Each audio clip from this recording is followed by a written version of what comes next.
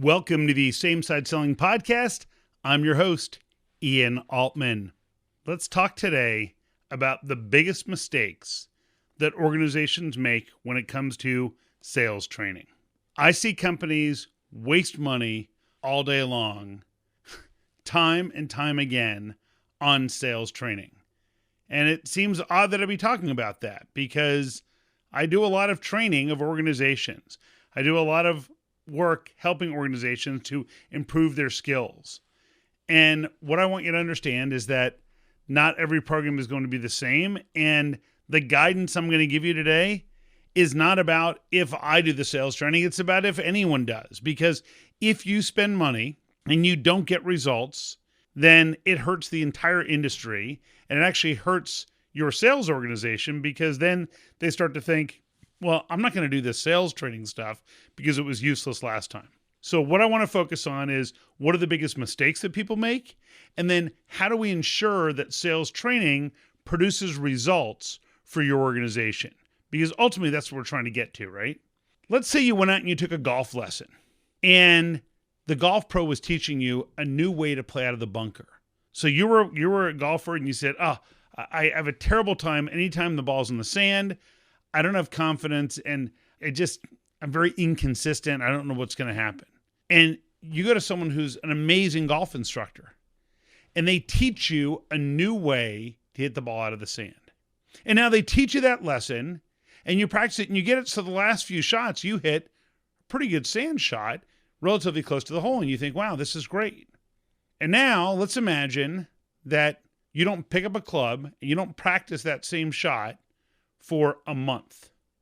And now you're playing in a tournament with some people. Someone invited you to play in a tournament and your ball ends up in the sand. What do? My guess is you're not going to try that new shot. Why? Because you never practiced it. So as you walk into the bunker, you think to yourself, well, I learned this new approach, but I haven't practiced it. So I don't feel comfortable with it. So I'm going to fall back on my old lousy swing that I know wasn't good, but at least I'm not going to make a fool of myself. Maybe I don't end up with a good outcome, but at least I know how to hit that shot. It's the same thing when it comes to sales education. Too often what happens is people say, oh, we have to do sales training, and they're checking a box that says, yep, that's our goal. We did the sales training. Instead, what you should be focused on is the following. And this is something that it took me a while to learn, which is when someone says, I want to train my team, I don't say, oh, that's great. The first thing I ask is, what is it that your team needs help with?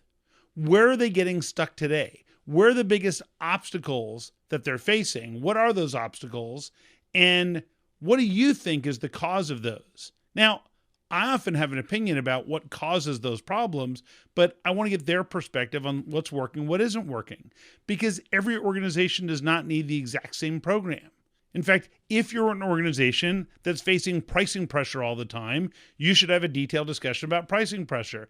If you're not, like for example, there's an organization I spoke with recently, they said, look, our pricing is set. We know that we could charge more. Our reps have no authority to change pricing whatsoever. Our price is our price.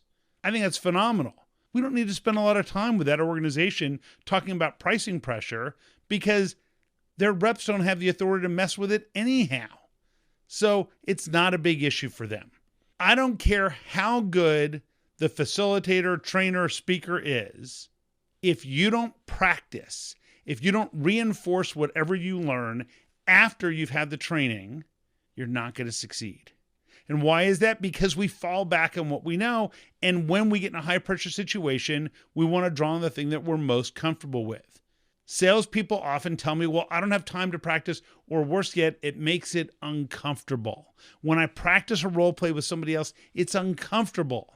Of course it is, but you have a choice.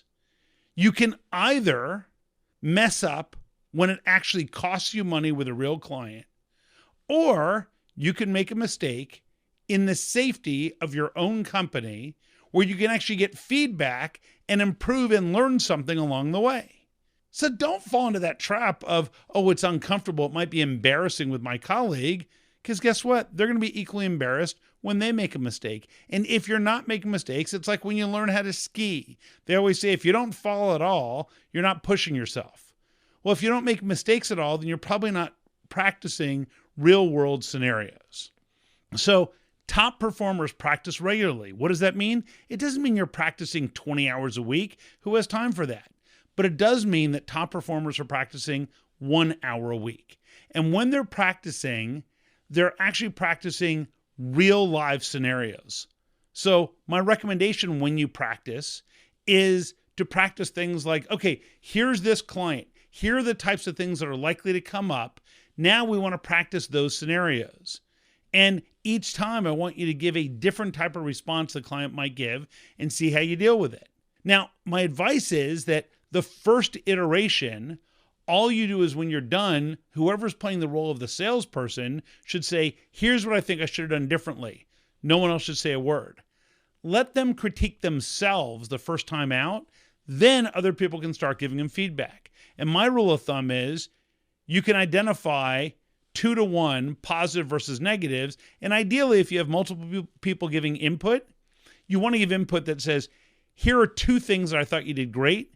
And here's 1 thing that you may want to consider doing differently. When you're the recipient of that feedback, your job is just to say, thank you. Internalize it, decide which of those things make sense for you, which one doesn't, and then practice again.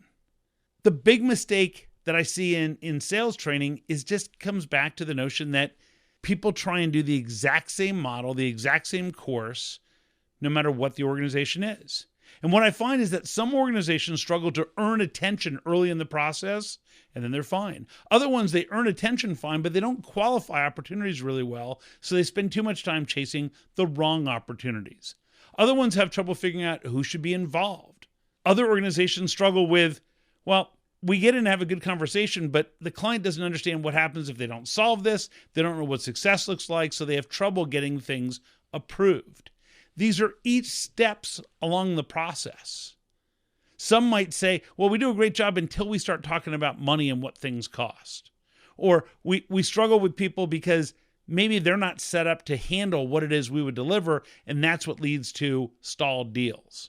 It doesn't matter what you run into. The bottom line is you should pick a list of 5 or 6 things that are most important for your organization to overcome and focus on those things. Because guess what? If you get really good at addressing the 5 or 6 most common obstacles that you face, then sure, you might invest in training in the future, but now you're going to be dealing with things that are much smaller issues. So if we identified a way to deal with 80% of our problems, then all of a sudden we're just dealing with the 20% that's left over. Not a big deal. It's important to make sure that you're mentoring and that you're coaching people along the way. Because otherwise, when you're learning something new, think about it. If you learned that new golf swing and then you made a mistake with it and no one was there to coach you, you would start to build repetition and build comfort with the wrong swing. And so a coach will tell you, no, you don't want to do it this way. Here's a different way to handle that. Or, hey, I like that you did these 2 things right. Here's one way to get a better outcome. And then you start refining what you're doing. So the key is this. It doesn't matter who's doing the training. You want to make sure, step number 1, you're focused on what are the 5 or 6 things that are our biggest problem area, and I want to focus on those topics.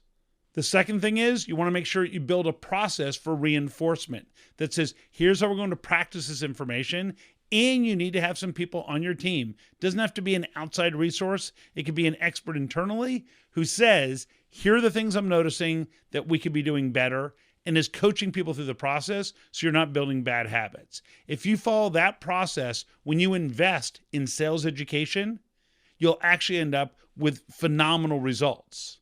But if you leave out one of those pieces, could be kind of perilous. If there are topics you'd like me to address, just drop me a note to ian@ianaltman.com, and I'll see you on the next episode of the Same Side Selling Podcast. Please be sure to subscribe on YouTube, wherever you get your favorite podcasts, and we'll see you next week. Thanks.